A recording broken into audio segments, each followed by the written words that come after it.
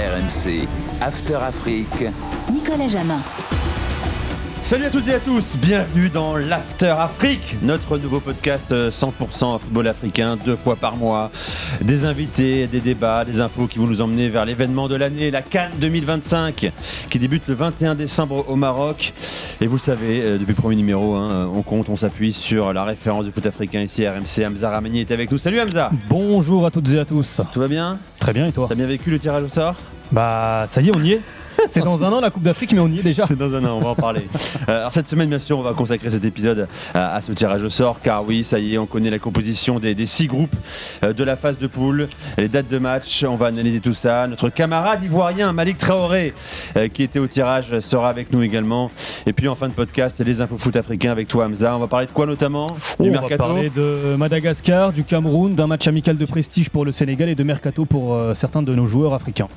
Sachez que le podcast After Afrique vous fait gagner également un maillot, le maillot de l'Espérance de Tunis, offert par l'équipementier Kappa. Quand vous entendrez le mot Tunis dans le podcast, vous envoyez, c'est très simple, Tunis, T-U-N-I-S, au 732-16, Tunis au 732-16. Il y aura ensuite un tirage au sort, donc restez bien à l'écoute du podcast After Afrique. Mais d'abord, première partie consacrée à l'une des nations sensations de la dernière Coupe d'Afrique des Nations, la République démocratique du Congo. Est-elle redevenue un grand pays du football africain? C'est parti. RMC, After Afrique. Et qui mieux pour en parler que le sélectionneur de la RDC, Sébastien De Sabre est avec nous. C'est un honneur de l'accueillir. Bonsoir Sébastien. Bonsoir à tous. Très heureux de vous avoir avec nous, sélectionneur français de la République démocratique du Congo, dernier demi-finaliste de la CAN en Côte d'Ivoire. On était obligé de convoquer également un homme qu'on aime beaucoup à RMC, que vous avez écouté notamment pendant la CAN en Côte d'Ivoire, le grand Elton Mokolo. Salut Elton. Salut Nico, salut Hamza et bien évidemment, bonjour monsieur Sébastien De Sabre. Bonjour Elton. Elton, ambassadeur numéro 1 du foot congolais en France. Enfin, on essaye un peu. Tu l'es. Quand j'ai préparé le podcast, j'ai appelé Hamza me dit il faut absolument qu'on ait Elton Mokolo sur l'édition numéro 2. Alors forcément, tu es là. Alors Sébastien, commençons par l'actualité, le tirage au sort de la prochaine CAN. Il a été effectué lundi à Rabat. Vous étiez chapeau 2. Vous avez hérité du Sénégal, du Bénin et du Botswana. Comment vous qualifiez ce groupe? Ça aurait pu être pire, ça aurait pu être mieux. Oui, après un tirage avec quand il y a des chapeaux 1, des chapeaux 2, je crois 4, on est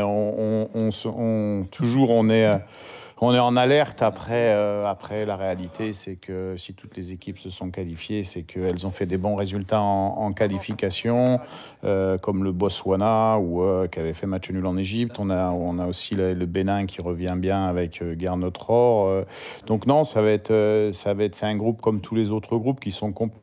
Après, les matchs, de toute manière, de la CAN ont une toute autre saveur. Donc, les équipes se préparent, sont ultra motivées. Donc, on peut dire que ce soit un bon ou un mauvais tirage. En tout cas, ce qu'on peut dire, c'est que nous, on va bien se préparer pour passer cette phase de groupe. Et puis après d'aller au match à élimination directe. Oui. Voilà, après, le fait qu'on retrouve le Sénégal, de toute manière, quand on est dans le chapeau 2, on doit avoir un chapeau 1. Donc, quand on regarde les équipes qui sont dans le chapeau 1, aujourd'hui, ce sont les meilleures équipes d'Afrique.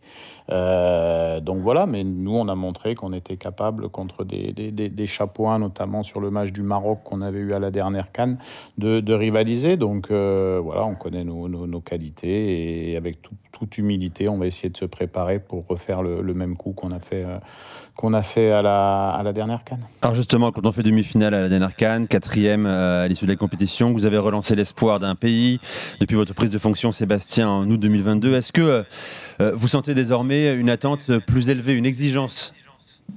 Oui, forcément, quand on progresse, quand on a montré ce qu'on a montré, forcément ça procure un peu plus d'attente. Mais d'un côté, ça veut dire qu'on est sur de la progression. Ça veut dire aussi qu'on a de la qualité quand les gens nous attendent. Après, il y a une réalité qui fait que il y a le classement FIFA, il y a l'histoire des équipes dans cette CAN et que pour l'instant les RD Congo a gagné, mais ça fait bien longtemps et puis Et puis elle revient sur la scène internationale. Mais vous savez, en confrontation directe, on connaît toutes les équipes. On n'est pas favori de la CAN, bien entendu. Mais après, la première étape, c'est vraiment d'être en huitième de finale, parce qu'après, on a pu le voir avec la Côte d'Ivoire, on a pu le voir avec l'Afrique du Sud qui a fait une très belle CAN aussi, ou la Guinée qui a été en quart de finale. Tout peut arriver, quoi. Donc, moi, je me rappelle de ce match de huitième de finale contre l'Égypte. Je pense qu'on fait un très bon match, un très très bon match. Mais ça se joue à des détails, donc tout peut arriver, et c'est ça qui est beau, encore plus particulièrement sur des matchs en Coupe d'Afrique. Elton. Oui, Sébastien. Alors après, bien évidemment, la qualification en demi-finale, cette 4e place, on aurait pu avoir une euphorie et donc une forme de décompression après la compétition. Il n'en a rien été. Et moi, j'ai même noté une forme de maturité, parce que la République démocratique du Congo s'est qualifiée au bout de 4 matchs pour la CAN. On a le sentiment que cette équipe a acquis davantage de conviction et de la certitude au moment d'attaquer les matchs, que ce soit face à une grande équipe ou que ce soit face à des modestes équipes. Oui, bon, après, il y a une réalité, c'est que ça fait 2 ans et demi que l'effectif... Alors, on a fait un gros travail avec mon staff quand on est arrivé pour régénérer l'équipe. Après, ça fait 2 ans que les joueurs jouent ensemble. Vous savez, on a peu les joueurs, hein, puisqu'on les a simplement 8 jours et 5 fois par an. Et c'est vrai que le fait d'avoir été loin dans cette CAN, ça nous a permis de jouer 7 matchs officiels, plus les 2 matchs qu'on avait fait aux Émirats en préparation. Donc forcément, ça donne des automatismes, et on a pu s'appuyer dessus sur les matchs de qualification, sur les 4 premiers matchs de qualification. Après, on avait fait le choix sur les 2 derniers de donner la chance à certains, de voir aussi certains jeunes. Donc ça a mis un peu de déséquilibre, on va dire. On l'a payé sur les derniers résultats, mais je pense que c'est un mal pour un bien pour la suite. Coach, j'ai une question. Vous parliez justement de votre travail à votre arrivée. Sur les 18 premiers mois, vous aviez convoqué 53 joueurs et en avez utilisé 47. Aujourd'hui, on est plus sur des joueurs nouveaux qui débarquent en sélection et qui apportent une plus-value certaine. J'ai une question sur un historique de la sélection, Cédric Bakambu. Il n'a plus été convoqué depuis la CAN, il a 33 ans, c'est le 2e meilleur buteur de l'histoire de la sélection. Il joue aujourd'hui au Betis dans un rôle plutôt en sortie de banc. Est-ce qu'il a encore un avenir en sélection à un poste ultra concurrentiel où vous avez du Fiston Mayele, vous avez du Yohan Wissa, du Simon Banza? Donc, est-ce qu'un joueur comme vous avez aussi SND, le nouveau venu, est-ce que vous avez encore pour les supporters un message à apporter justement autour de Cédric Bakambu, un historique?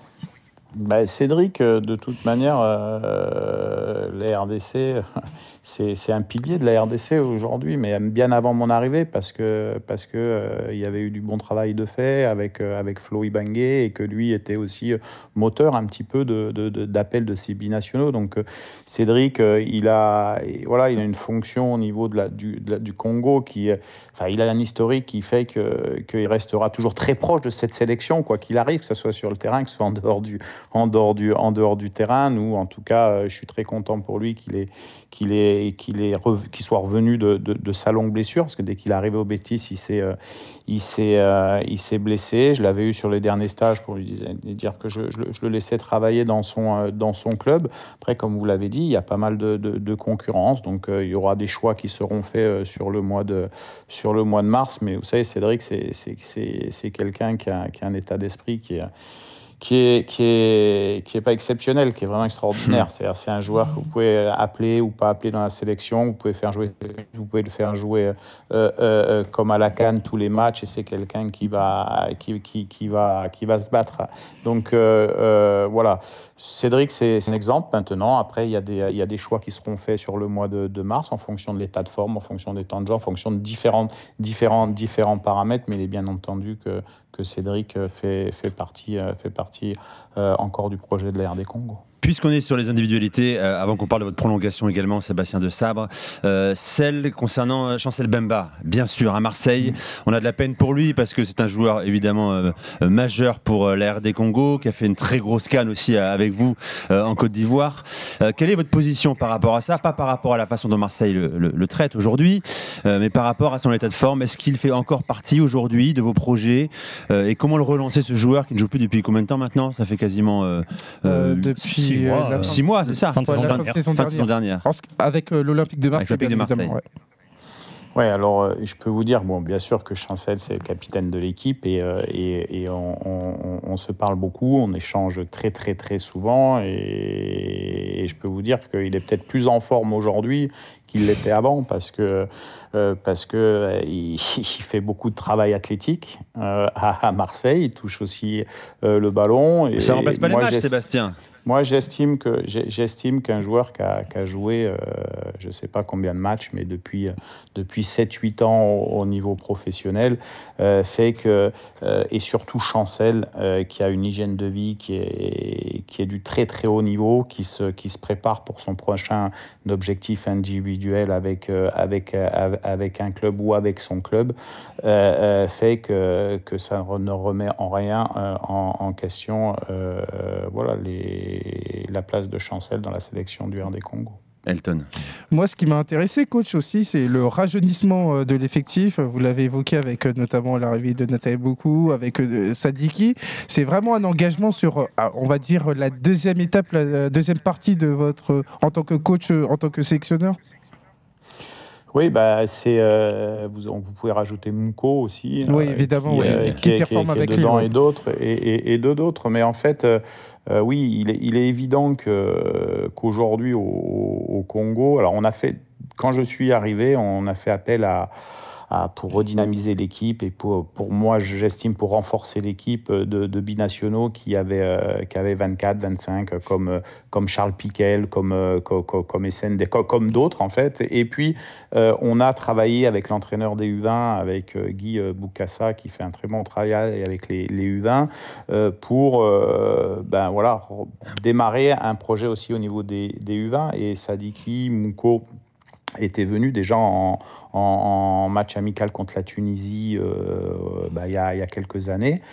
Et puis là, actuellement, sur les U20, ils vont participer, sont qualifiés à la CAN U20 avec, on va dire, la moitié de l'effectif qui sont des binationaux dans les centres de formation européens et puis la moitié qui sont des locaux.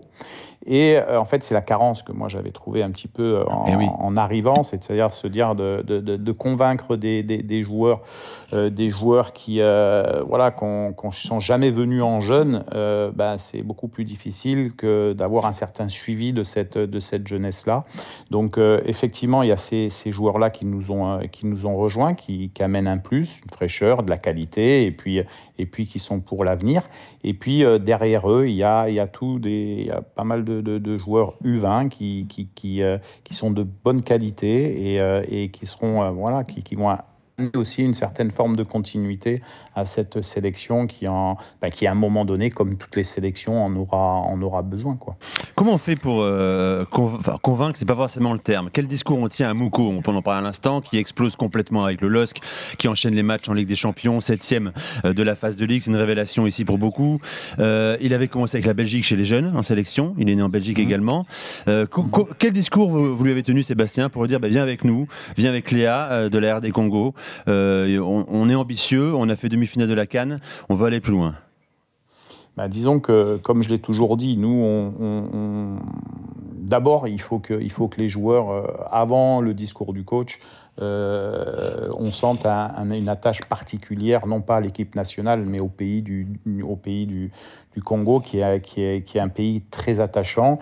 Et en fonction de ça, après on explique un petit peu le projet. Mais j'allais dire que nos derniers résultats, la rigueur de travail que chacun met à son niveau, que ce soit mon staff, que ce soit autour de l'équipe, que ce soit le président de la République, le gouvernement, fait que forcément il y a de la visibilité sur l'équipe nationale et donc on est de fait, quand on est joueur, attiré pour venir jouer en équipe nationale parce que on aime son pays. Et souvent dans ces jeunes qui choisissent tôt la sélection nationale, il y a eux, et puis il y a aussi leur famille, entourage, c'est très important. Il y a l'entourage est important, c'est l'entourage qui a une attache très particulière également avec le Congo, et comme je leur explique, c'est toujours beaucoup plus valorisant, et c'est à ce moment-là en fait que le pays, et donc la sélection nationale, a besoin de ces joueurs pour passer un cap. Ça sera aussi bien que certaines viennent nous rejoindre dans 3-4 ans si on arrive encore à passer un cap, mais ça sera moins valorisant et c'est pour ça qu'il faut attacher beaucoup de valeur au choix d'un Gaël Kakuta, un choix d'un Yoann Wissa, un choix d'un Cédric Bakambu, où aujourd'hui on est très bien organisé, on est dans des conditions qui sont vraiment très bonnes, mais ce n'était pas forcément le cas avant en termes de conditions de travail, de trajet, d'hôtellerie et ainsi de suite. Et les joueurs que je vous ai cités, Chancel Bamba en fait partie et d'autres que j'oublie, c'est grâce à eux en fait qu'on a construit tout ça. Et c'est ce que j'explique à ces jeunes-là, c'est qu'on veut passer, nous, un palier, on veut aller à la Coupe du Monde, on veut gagner une CAN, on veut être dans les 5 meilleures équipes africaines, et c'est maintenant que ça se construit. Et c'est pour ça que c'est important que ces joueurs le comprennent.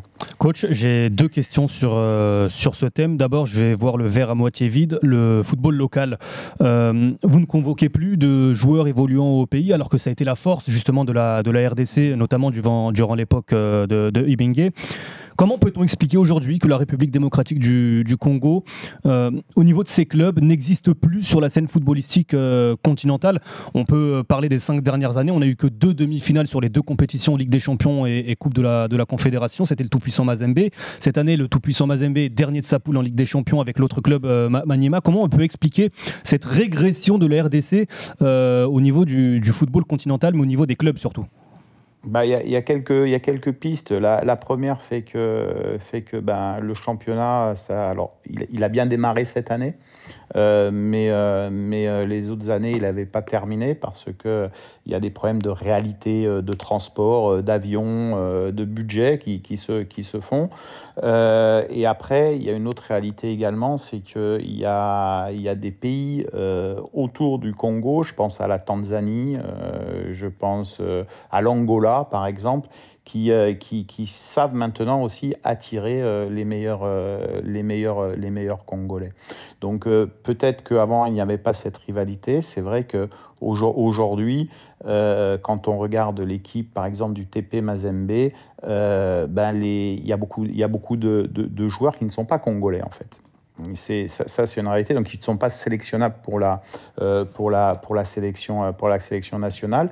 Maintenant, cette année, la Linafoot est repartie depuis, on va dire, l'année dernière sur une formule à 2 poules qui est beaucoup plus facile à gérer en termes de transport, en termes de budget pour les clubs, en termes de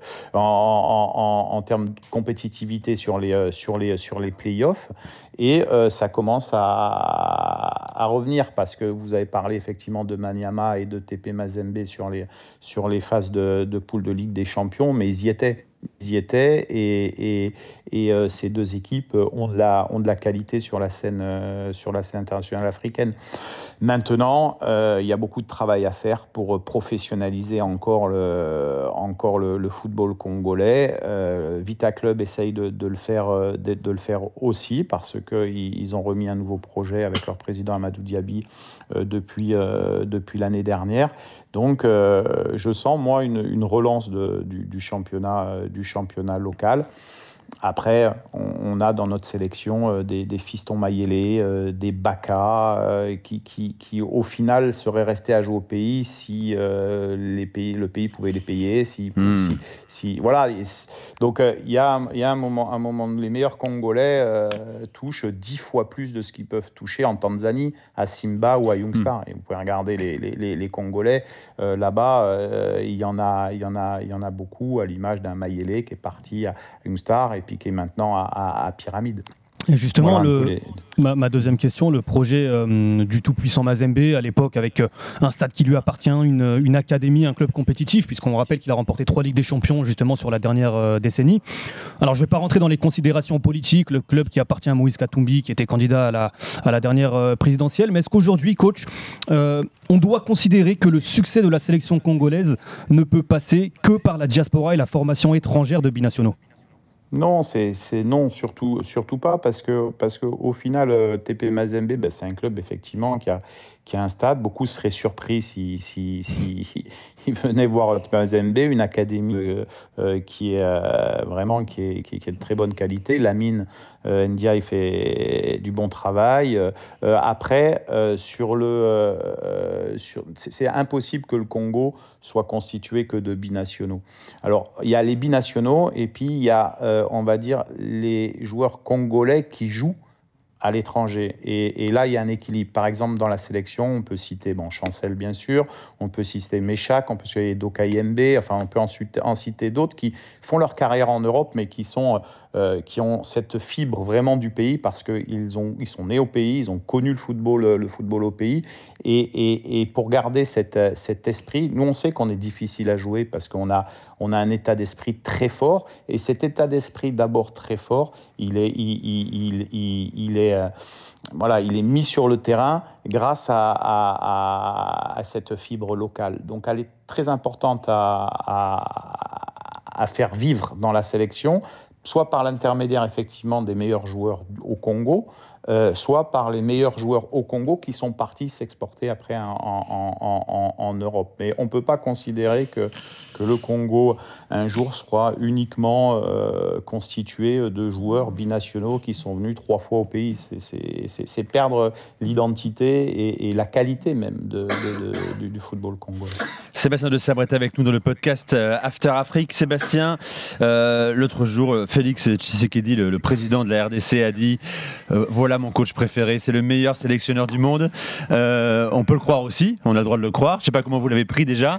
Ce qui est sûr, c'est qu'il y a une preuve de confiance et qu'on vous a prolongé jusqu'en 2029 à la tête de la RDC. On se rappelle les conditions dans lesquelles vous êtes arrivé. La sélection n'allait pas bien, vous arrachez la qualification, vous faites demi-finale de la CAN. Comment vous vivez cette confiance et ce statut que vous avez désormais ? En fait, c'est une continuité du premier projet. C'est vrai que j'avais signé un premier contrat qui arrivait à échéance cette année. Donc voilà, bien sûr qu'on est reconnaissant et puis on estime aussi ensemble que le travail n'est pas terminé, qu'on a encore des paliers à franchir. Et même si souvent, et très souvent dans les clubs ou dans les sélections, malheureusement, les coachs n'ont pas assez de temps pour mettre en place leur projet, là, on devrait avoir le temps de le mettre en place, même si dans le football, tout peut aller très vite. Mais puis c'est important, je pense, pour un entraîneur ou pour un sélectionneur, de renforcer aussi son rôle et que tout le monde sache qu'il est là pour un moment. Et c'est vrai que dans le management de l'entraîneur ou du coach, ça change beaucoup de choses. Elton. Coach, j'ai 2 questions pour vous. Vous avez évoqué évidemment le président. On a le sentiment, d'ailleurs, à travers les célébrations post-victoire, qu'il y a une forme de symbiose entre la sélection et la présidence de la République. Et deuxième point, vous avez évoqué, et vous avez fait une distinction qui est très importante, l'attachement pas seulement à la sélection, mais l'attachement au pays. Et on a le sentiment que tout ça se regroupe et fait en sorte que les succès récents de la République démocratique du Congo peuvent s'expliquer par ça. Et ma deuxième question, c'était dans le cadre des qualifications pour la Coupe du Monde. Aujourd'hui, l'objectif, c'est d'aller en Coupe du Monde. À quoi on peut s'attendre, notamment dans la perspective des 2 prochains matchs contre le Soudan du Sud et contre la Mauritanie ? Alors pour la première question, de toute manière, au Congo, le football, la place du football est primordiale parce qu'elle est là pour apporter du bonheur aux gens et les Congolais sont de très bons joueurs de football et les Congolais aiment leur équipe nationale et le football.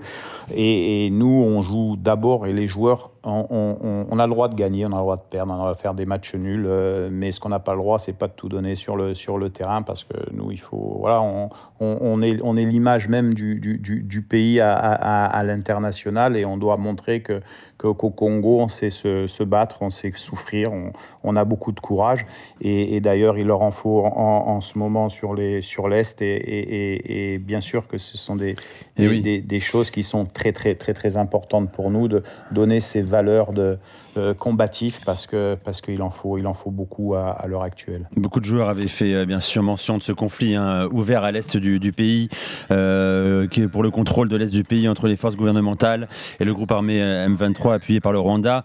Est-ce que ce conflit a un impact sur votre travail également et sur le vestiaire de votre sélection? Nous, on est des sportifs, hein, donc on est des sportifs qui ont une tâche importante, c'est de porter haut les drapeaux le drapeau du Congo par rapport à notre savoir-faire, c'est-à-dire à gagner des matchs et à donner une bonne image du pays. Et nous, on s'y attache au maximum pour rendre les gens heureux. Tout le monde suit l'actualité. C'est évident que dans tous les pays où il y a ces événements-là, et forcément que ça touche parce qu'il y a certains joueurs qui ont des familles, il y en a qui habitent à l'Est et ainsi de suite. Donc forcément, ça touche. Mais nous, on doit se reconcentrer sur ce qu'on sait faire, en fait, qui est de donner une bonne image de l'équipe nationale pour donner du plaisir aux gens et ça c'est le plus important.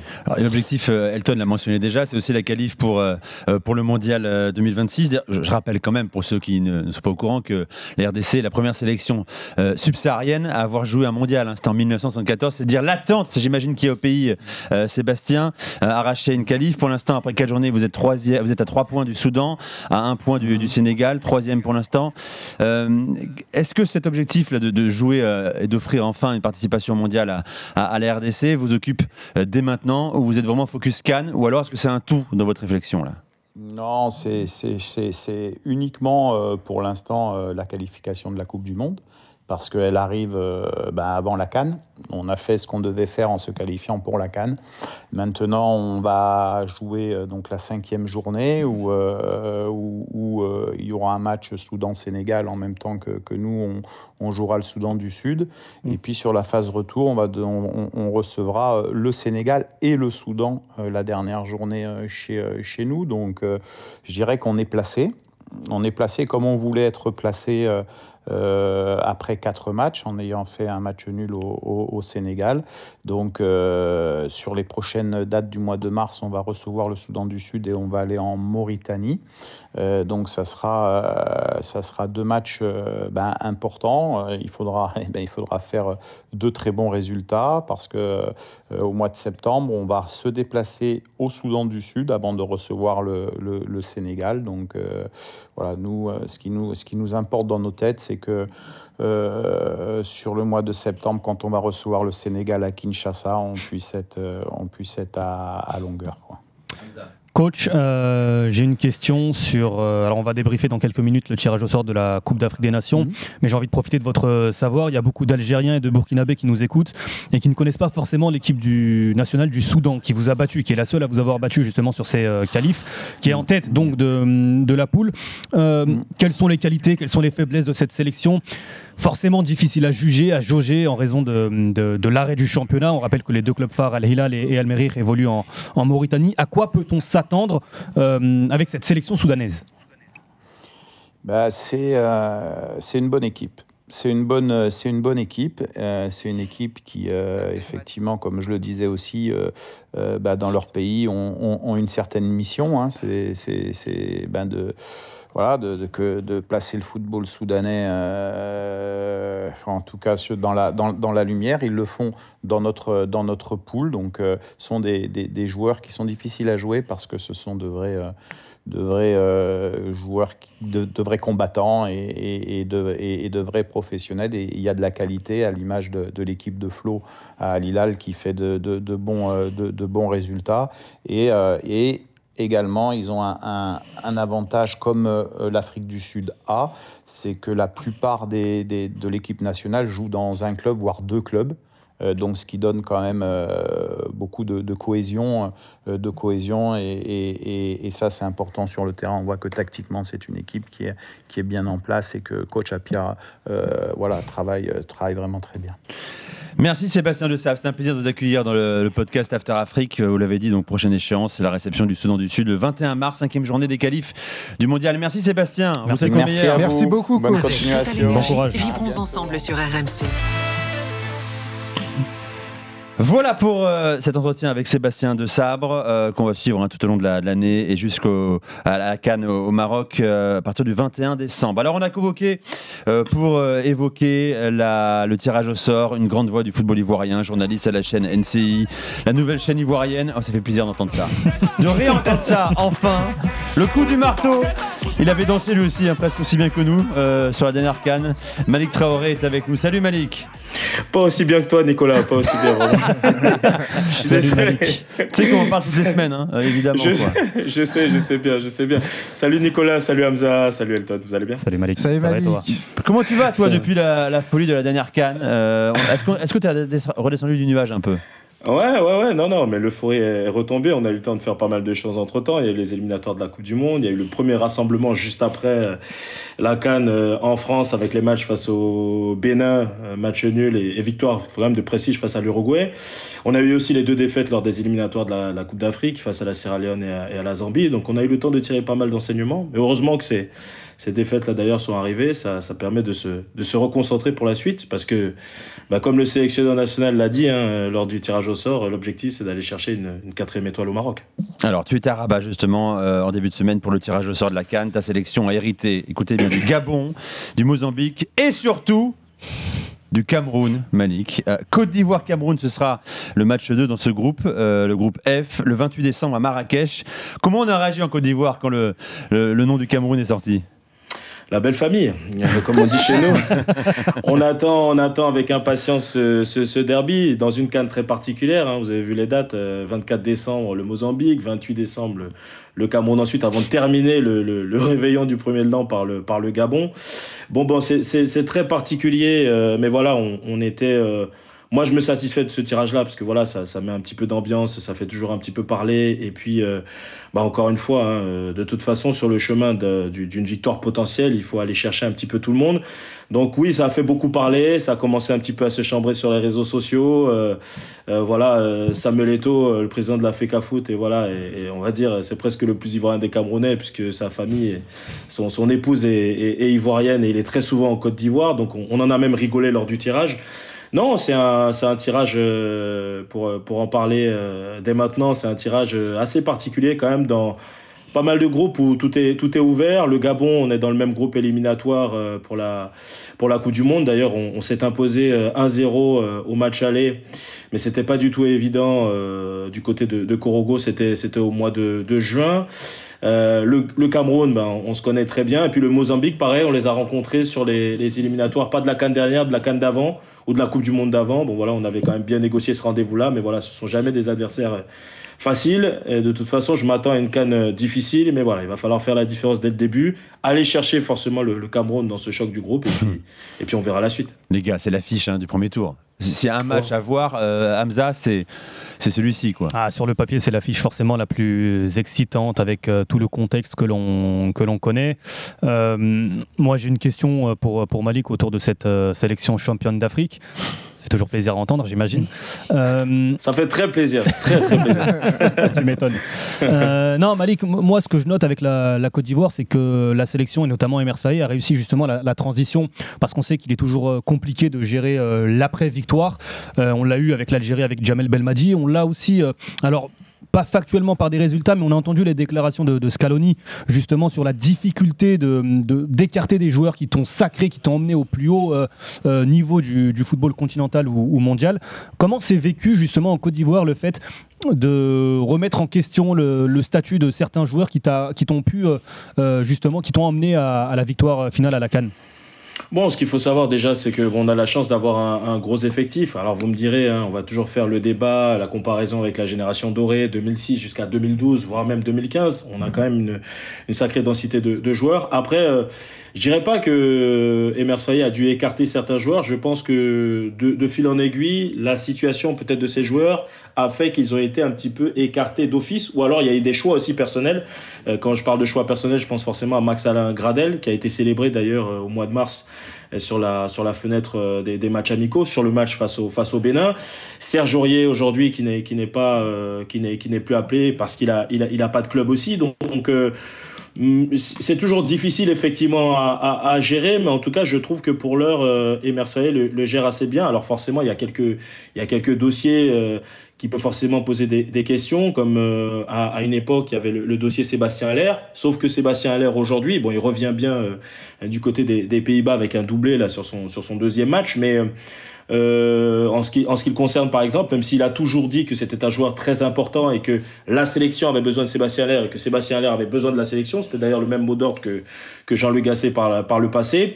Bon, il est quand même à partir du moment où voilà, il avait très très peu de temps de jeu du côté de Dortmund et encore moins à Leganés, il était plus appelé, mais derrière on a encore des joueurs de qualité, Jean-Philippe Crasso, Bayo Vakoun, Emmanuel Latela de Middlesbrough, on l'appelle un peu moins, mais il y a énormément de joueurs. Il y avait Karim Konaté aussi, bon malheureusement il s'est blessé, donc on va dire que il arrive à gérer pour l'instant parce que oui, quand les cadres, les grands artisans, en tout cas les cadres du vestiaire dans ce titre remporté à domicile sont absents, il y a quand même des joueurs qui donnent satisfaction, et surtout quand ils sont absents pour des raisons sportives, parce qu'ils n'ont pas de club ou parce que malheureusement ils ont très peu de jeu, temps de jeu en club, écoutez, on est obligé de faire avec, et pour l'instant il le gère plutôt bien. Malik, Elton et Hamza, on est d'accord, la sélection la plus fournie, la plus dense, c'est celle de la Côte d'Ivoire. On en a déjà parlé pendant la dernière CAN. C'était presque une anomalie que ce parcours soit si accidenté avant d'arriver au bout. Mais est-ce qu'elle est la favorite avec le Maroc incontesté de ce tirage et de cette compétition? Alors moi je la mets derrière le Maroc, moi. Derrière le Maroc, ok. Je mets derrière le Maroc parce qu'on sait qu'il y a la malédiction du champion d'Afrique, c'est-à-dire que la dernière équipe championne d'Afrique à avoir fait demi-finale sur l'édition suivante, c'est l'Égypte en 2010. Donc par rapport à ça, derrière, c'est très compliqué. Il y a des sorties prématurées au premier tour, en huitième de finale, comme le Sénégal, éliminé par la Côte d'Ivoire. Donc forcément, c'est un peu plus compliqué. Voilà le défi qui arrive. Maintenant, je voulais poser une question, papa ou maman, à Malik, à savoir, sur l'année 2025, quel va être l'objectif le plus important? Revalider une victoire à la CAN ou se qualifier de nouveau à la Coupe du Monde? Là, tu parles à Malik, son envie à lui personnelle, quoi. Exactement. Elton, il n'y a pas de choix à faire en papa et maman. Moi, je les aime tous les deux. Donc, ça fait 12 ans qu'on n'a pas participé à une Coupe du Monde. C'était une autre époque. On avait une génération exceptionnelle. Pour te citer quelques-uns, il y a Touré, Didier Drogba, Salomon Kalou, Wilfried Bony. Bref, c'était dans l'âge d'or du football ivoirien. D'ailleurs, malheureusement, j'y repense encore aujourd'hui à ce match où on a été éliminé face à la Grèce. Sur le dernier match de poule, ça me hante encore, mais non, il n'y a pas de... Ouais. Exactement, dis pas de noms qui peuvent fâcher, s'il te plaît, Elton. non, mais voilà, non, il n'y a pas de choix à faire, et d'ailleurs, je pense, c'est l'un des objectifs de toute façon qui a été assigné au coach Emer Faé par le président de la fédération, Yacine Idriss Diallo. Il faut absolument aller repartir en Coupe du Monde. Une équipe comme la Côte d'Ivoire, ce sont ses termes, ne peut pas faire 12 ans, 15 ans sans aller en Coupe du Monde. Donc non, les objectifs sont simples. Aujourd'hui, pour Emer Faé, c'est à mon sens faire au moins une demi-finale, et encore, je pense que c'est vraiment aller la gagner à la CAN, et puis évidemment refaire son retour en Coupe du Monde. Pour l'instant, c'est bien parti, on est leader, même si on a une courte tête devant le Gabon. Donc il va falloir bien négocier le mois de mars avec la double confrontation face au Burundi, et puis après négocier les autres fenêtres, septembre et octobre. Alors Malik, puisque tu refuses de choisir entre papa et maman, on va parler de beau papa et belle maman également. Le Cameroun qui a fait parler de lui encore en marge de tirage au sort. La déclaration n'a pas pu vous échapper. Je vous rappelle le conflit entre Samuel Eto'o, président de la Fédé camerounaise, et d'un côté le ministère des Sports qui a choisi Marc Brice, sélectionneur belge, qui est donc le patron de la sélection du Cameroun. Il a été interrogé après le tirage au sort, Marc Brice. La question était: vous héritez de la Côte d'Ivoire, championne en titre. C'est quand même assez excitant comme challenge. La réponse de Marc Brice. Voilà, surtout, il y a une histoire contre deux pays, alors je suis au courant de ça, mais on n'a pas peur de rien, on n'a pas peur d'Eto, on n'a pas peur de Côte d'Ivoire non plus. Alors la seule chose, on doit la concentration est de nous-mêmes et de pas de l'adversaire. Alors bien sûr ils ont gagné le dernier camp. Côte d'Ivoire, mais on n'a pas peur. On est prêt à ce moment que le premier match va commencer. Mais qu'est-ce que Samuel Eto'o vient faire dans cette réponse? On va essayer d'analyser ça. On n'a pas peur de Samuel Eto'o, on n'a pas peur de la Côte d'Ivoire. Bon, on sait que c'est pas les meilleurs amis. On savait que c'était un peu réchauffé les relations entre le ministre des Sports et Samuel Eto'o. Et Marc Brice débarque là comme ça en interview. Il fait cadeau à la presse. Les gars, Elton, comment tu l'analyses toi? Alors moi, au départ, quand j'ai vu les déclarations, notamment sur les réseaux sociaux, je me suis dit oui, ça a été détourné. C'est des mots sortis du contexte. C'est l'humour belge. Une fois que j'ai vu la vidéo, là, j'ai absolument pas compris parce que c'est vrai qu'il y a un conflit qui est latent entre les deux personnes, ça s'est réchauffé, il y a eu même une forme de réconciliation publique qui n'en est pas une, puisqu'on voit les déclarations. Pour moi, c'est se tirer une balle dans le pied, en connaissant le contexte local, à savoir que si le Cameroun d'avenir ne devait pas se qualifier à la Coupe du Monde, l'avenir de Marc Brice serait encore une fois relancé. Hamza. Ouais, j'avoue ne pas avoir compris et moi j'ai l'impression d'avoir un Marc Brice qui fanfaronne quant au fait d'avoir réussi à inverser le rapport de force. Je pense qu'il se permet ce type de déclaration à l'encontre de Samuel Eto'o, président de la FECAFOOT et puis ancienne légende du football camerounais, parce qu'il sait que derrière lui il a le soutien nécessaire, en l'occurrence celui du gouvernement. Maintenant je pense que c'est une déclaration malvenu, 2 qui va en plus lui ajouter de la pression supplémentaire en vue des qualifs Coupe du Monde où, je le rappelle, ils sont dans un groupe avec la Libye, le Cap-Vert et l'Angola surtout. Je suis pas sûr que le Cameroun ait une marge si importante pour se permettre de se mettre le feu tout seul. Et c'est ce que Marc Brice vient de faire, je pense. Leader pour l'instant. Comment ça réagit toi qui étais à Rabat là, Malik? T'as entendu rapidement parler de cette déclaration? Ouais, moi je l'ai vu à posteriori parce que j'étais juste à côté, j'étais pas très loin derrière le tapis rouge et le parcours notamment de Marc Brice pour répondre à toutes les questions. Alors je dirais pas mieux que Hamza, hein, c'est malvenu. Après de ce que j'ai entendu un petit peu, c'est que déjà j'ai pas compris effectivement pourquoi il remet une pièce dans la machine. Ce que j'ai cru comprendre en revanche, c'est que c'était un petit peu sa petite revanche personnelle, puisque ce qui lui a été demandé par la FECAFOOT, visiblement, c'est ce qui en tout cas est relaté par la presse camerounaise, c'est qu'il devait, au sortir du tirage au sort, rentrer au Cameroun, c'est ce qui a été demandé par la fédération, le soir même. Sauf qu'on sait que tous les sélectionneurs avaient pour objectif, juste derrière, d'aller en repérage pour voir le camp de base, voir le stade, etc., et prendre les repères avant la compétition. Donc, visiblement...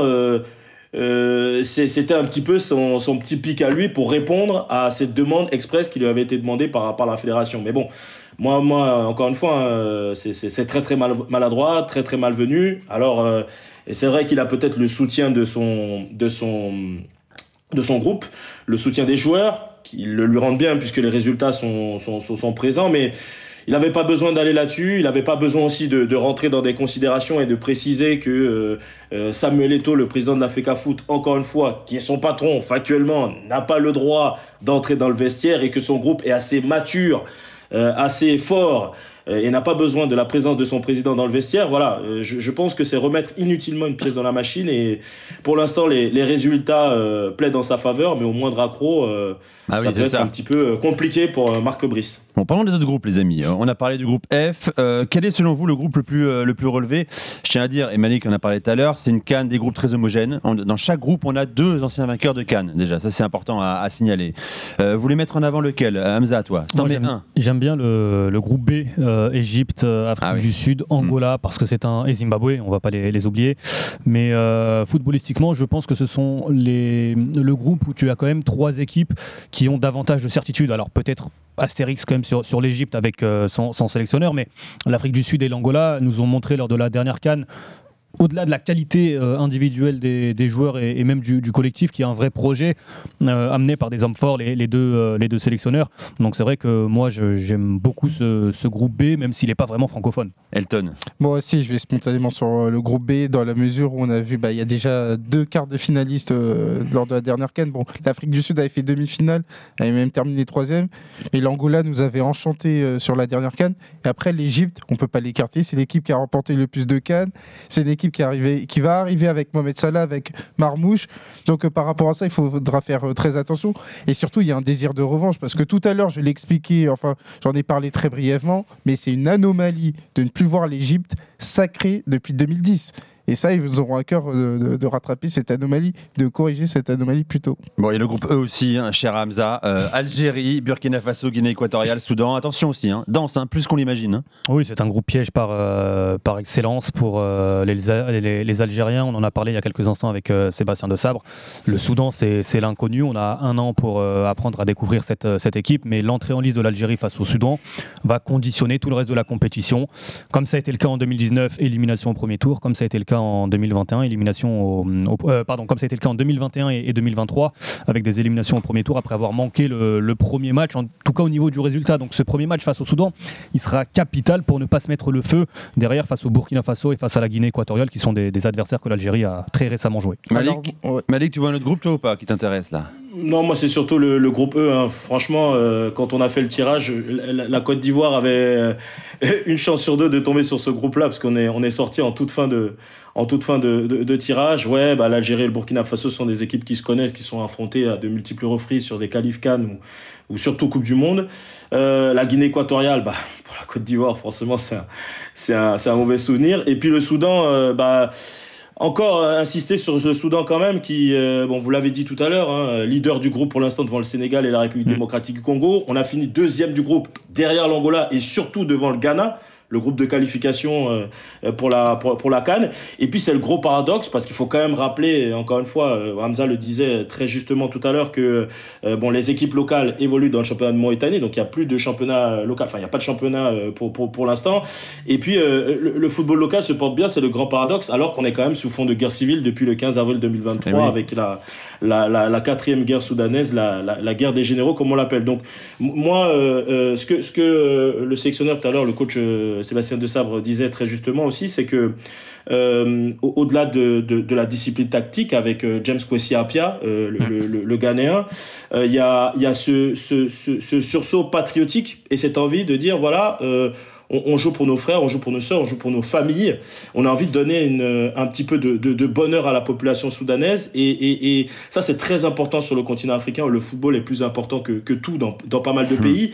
Donc moi je pense que ce sursaut peut, pourquoi pas, permettre au Soudan de créer l'exploit. Et ce sursaut-là, on le retrouve un petit peu partout, parce que, encore une fois, le mot paradoxe, il est important, c'est que cette équipe soudanaise, elle fonctionne bien avec les clubs. Donc Al Hilal Omdurman, premier de son groupe de qualification en Ligue des Champions. Et puis, même au CHAN également, l'équipe locale est qualifiée pour le CHAN en août 2025 au Kenya, en Tanzanie et en Ouganda. Donc attention à cette équipe soudanaise qui, pour moi, va être le poil à gratter un petit peu de cette CAN 2025.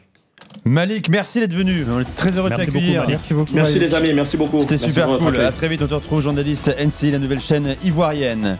Les infos d'Hamza, c'est parti. On y va. Hamza, info, le Madagascar, un nouveau sélectionneur, on le connaît bien ici en France. Effectivement, Corentin Martins a été nommé à la tête des Barréas. L'ancien sélectionneur de la Mauritanie espère redresser la barre d'un pays qui ne participera pas à la prochaine Coupe d'Afrique des Nations après avoir terminé dernier de son groupe de qualification. Madagascar qui rêve d'une première qualification en Coupe du Monde dans un groupe excitant avec 2 points de retard sur les Comores et sur le Ghana, et puis devant le Mali au classement. Grand début dans un mois, au mois de mars, avec 2 matchs de qualif pour le mondial face à la Centrafrique et face au Ghana. Tu lui parlais également d'un match amical de prestige à venir pour les championnats d'Afrique 2021. Oui, le Sénégal qui va affronter l'Angleterre au mois de juin, information confirmée par le DTN de la Fédération sénégalaise. Les Lions qui cherchent également activement un autre adversaire européen à affronter quelques jours avant l'Angleterre.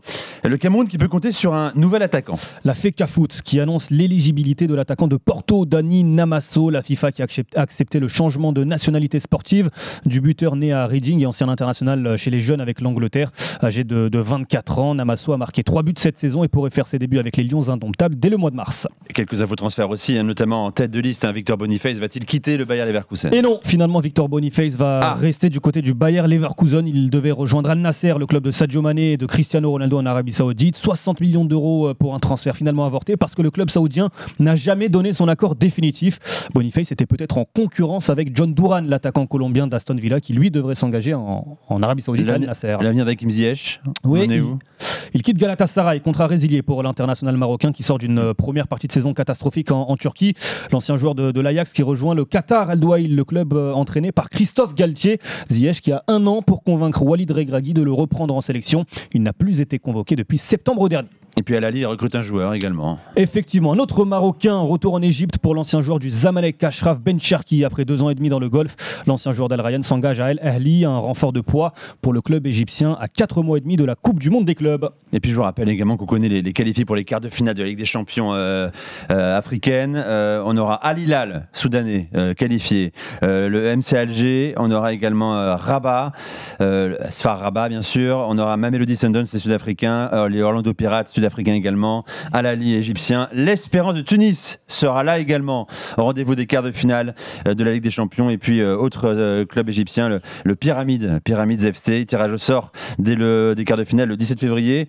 Premier quart aller 1er et 2 avril, le retour 8 et 9 avril. Alors on a lancé un sondage sur le compte X de l'After pour ce podcast After Afrique et on le fera chaque fin de mois. La question ce sera qui est selon vous le meilleur joueur africain du mois, en l'occurrence du mois de janvier. Vous avez été près de 2500 à voter, on avait sorti 4 noms, alors là il peut y avoir débat évidemment pour parler des heures, c'est très arbitraire. Achraf Hakimi PSG, Mohamed Salah Liverpool, Evan Guessant Nice, Victor Osimhen Galatasaray et le vainqueur sans surprise c'est Mohamed Salah, bien sûr. 3 buts en janvier, mais Taulier toujours aussi sublime du leader de Première Ligue. Il l'emporte avec 49%. On aurait pu mettre, j'ai pas envie d'avoir des problèmes, le Marocain El Kaabi qui a mis un doublé hier avec l'Olympiakos, d'ailleurs en Ligue Europa. Youssef En-Nesyri, autre Marocain, buteur avec Fenerbahçe. On aurait pu citer également Hamza Igaman des Glasgow Rangers qui fait un mois de feu, mois de janvier de feu avec 5 buts, 1 passe. Brian Bomo évidemment qui peut être à chaque fois nommé, je crois, chaque mois dans notre sondage, ouais. Je pense. Brentford, 4 buts, 1 passe en janvier. Et mon chouchou Habib Diarra. Et voilà, tu voulais en parler. Habib Diarra qui est en ce moment extraordinaire. Non mais sérieusement, c'est vraiment un joueur de qualité. C'est terminé pour ce numéro 2 du podcast After Afrique. On s'est régalé encore une fois. Gilbert sera aux manettes du prochain. Merci Elton. Merci, c'est un vrai plaisir. Et merci Hamza, merci à Najib Boulawine également en régie. Merci, à très vite.